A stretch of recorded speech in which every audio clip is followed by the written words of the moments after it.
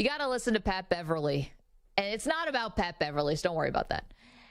It's Pat Beverly on his own podcast. Apparently, he talked to Russell Westbrook recently.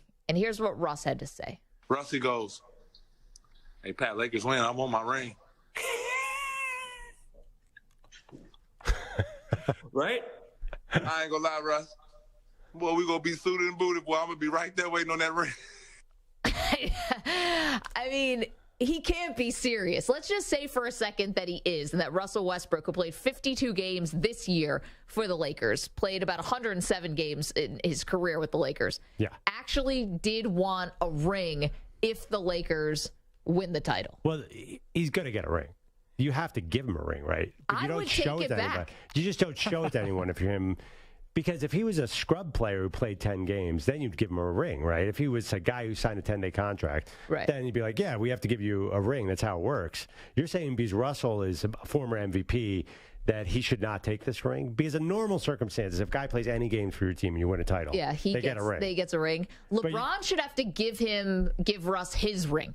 Because LeBron's the reason why Russell Westbrook is on this team to begin with. And so here's the thing. Here's why Russ should not want a ring. And here's why if I were him, I'd be like, nah, I'm good. I'm set. The team only became a serious contender, if you will, after the trade that traded you out of town. Like, if the team gets remarkably better after you're gone, does that still mean you get a ring? That's crazy. I mean, you technically get a ring, right? And same with Pat Bev. He gets a ring too. But that doesn't mean, what does it mean? So what do you do? So when Russell Westbrook gets in the Hall of Fame, are they going to say former MVP and NBA champion? Everyone would be like, what the hell are you talking about? I didn't see him win a title. But he does get the ring, though. I mean, maybe it's a replica. No, I think he gets the gold ring, right? You have to give it to him. You can't not. So we should put that out to Twitter. He played 52 of 82 possible regular season games. Yeah. Plus a play-in tournament they had to do, plus the postseason. Right. I would, but isn't it tradition that everybody who plays on your team the year of a championship gets a ring? I'm just saying, if I were him, I wouldn't want it. The other part, too, is this seemed like the most emotionally wrecked, fraught, terrible experience for Russell Westbrook. Why would I want the constant reminder of, hey, this situation was awful for me? Well, I mean, the last 5 situations Russ has been the same exact thing. I don't think it bothers him as much as you might think. Well, arguing with the fans, like, the internal stuff with the Lakers, I don't know. It just doesn't seem like it was real kumbaya anything from the moment he basically got there. I'm not surprised he wants a ring. Because Russ has been through, 3 or 4 pretty negative situations. Would you want a ring? No, of course not. But I would, yes, I would. I would want it, and I'd put it in my safe deposit box, of course. And if I was a lesser paid guy, I'd 100% want it. No, but let's just keep it to Westbrook. Because, yes, if you're a lesser paid guy or whatever, if like, hey, you can show this to your grandkids one day. Russell Westbrook's got enough stuff to show to his grandkids. This is probably soft, but yes, I think I would want that ring. Oh, boo. But you're definitely going to get it, right? I mean, you can't not give Russell Westbrook. He played a majority of the games for your regular season. No, I agree with you. He's probably going to get one, but that just everything about that doesn't seem right. From his side, I wouldn't want it. From the Lakers side, I wouldn't want to give it to him. I would. I would definitely want to give it to him because I think that they're going to be so psyched. I think it'll be a kumbaya moment if they win and say, hey, Russ, I'm sorry it ended badly, but here's this. I don't think so. Here's some confetti we swept up from the floor for you. No, I don't think so. If you win a title with the Lakers this year, there's going to be so much love in the building that they're going to give rings to everybody. They'll give rings to you and I. It's like an Oprah situation. You get a ring, you get a ring.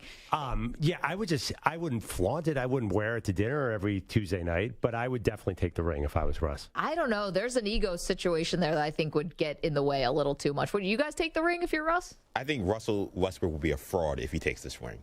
Because if you think about all the stuff he talked about during the season, about the abuse he was getting from the fans, how the organization treated him, and when he left, he went to the Clippers saying, I'm happy to be embraced finally by a team that wants me to be me. If he takes that ring, he's a clown. Yeah, I'm with EJ. I think you're totally right, Stu. I mean, Stu, you're the Laker fan wearing the Lakers shirt.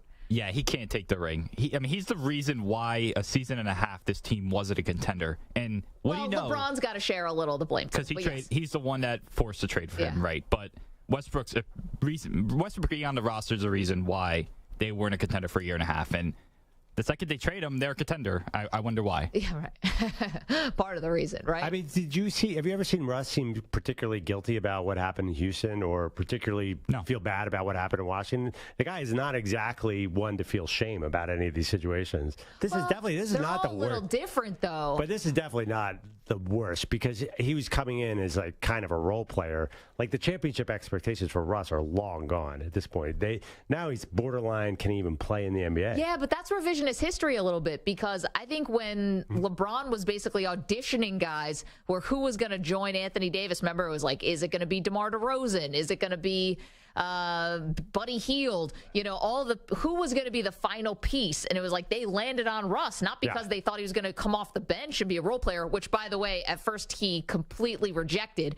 But not because they thought that they were going to win another title. Did you know a single person other than maybe LeBron and Russell Westbrook who thought that was going to happen? It was the most universally. No. That's a time when the media got it right. Everyone's like, "What are you doing, bringing this dude in?" I know, but that doesn't just us being right, pat on the back, dirt off the shoulder, doesn't mean that they didn't think so. But I think Russ has no shame because listen. The other situations were bad, too. I don't remember him getting out of Oklahoma City, but I don't remember that being a kumbaya moment. I generally think that Russ has been on a downward slide for a few years now.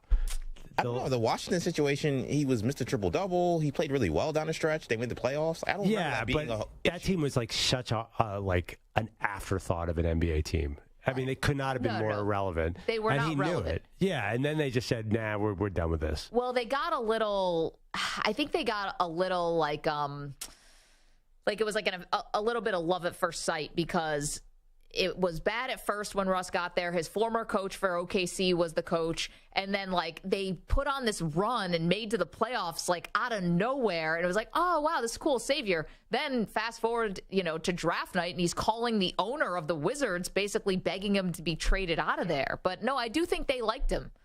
I think they liked him alongside Beal. Anyway, I think it's crazy. Yeah, I mean, I think it's true. But I do think, I'd like to see, is there ever been a time where a team did not give somebody a ring who's on the team? What's the common practice? I mean, I don't know. I'm not sure. Like, is the guy who gets traded away at the deadline? So say the Suns win, right? Are they giving the guys who got traded to Brooklyn, all those guys are getting rings? That doesn't make a lot of sense. I would think so. I mean, that's my understanding of it. Yeah, that's always been my understanding. I would think so. Also, too, I mean, we when Kevin Durant got traded, everyone brought out the stats that a mid-season trade has never resulted in a championship since Bob McAdoo or something. Well, and honestly, they're in a 0-2 hole, so it's looking pretty bleak here for the Suns. But, yeah, generally, I'm not sure we run into this situation a lot, but you would think a champion had a level of continuity. Usually a champion doesn't cut their highly paid point guard halfway through the season or like get rid of him halfway through the season. $40 million point guard. Yeah, when you think about it, if you're a champion, this is not a situation you usually have to deal with. No, it's rare. Yeah, I mean, there's nothing. There's no. Why are we trying to come up with precedent here with the that's LeBron why this is James, so shocking. Lakers? If this happened all the time, we wouldn't be talking about the fact that Pat Bev said that Russ wants a ring. I mean, the only situation I could remember, which I looked up to confirm, was Nomar Garcia-Parra getting a ring with the Red Sox after he got traded, which is kind of wild because he was one of the stars of the Red Sox and he got traded mid-season. They break the curse, and he actually ended up getting a ring behind it. A closed-door ceremony that following year. Is that right? Yeah. That's kind of like a little bit, I know, like a little bit of a Lifetime Achievement Award. It's like you were there to try to help us break through, and then we finally did it when you were gone. Here's a little Lifetime Achievement for you. I sold a lot of jerseys for us.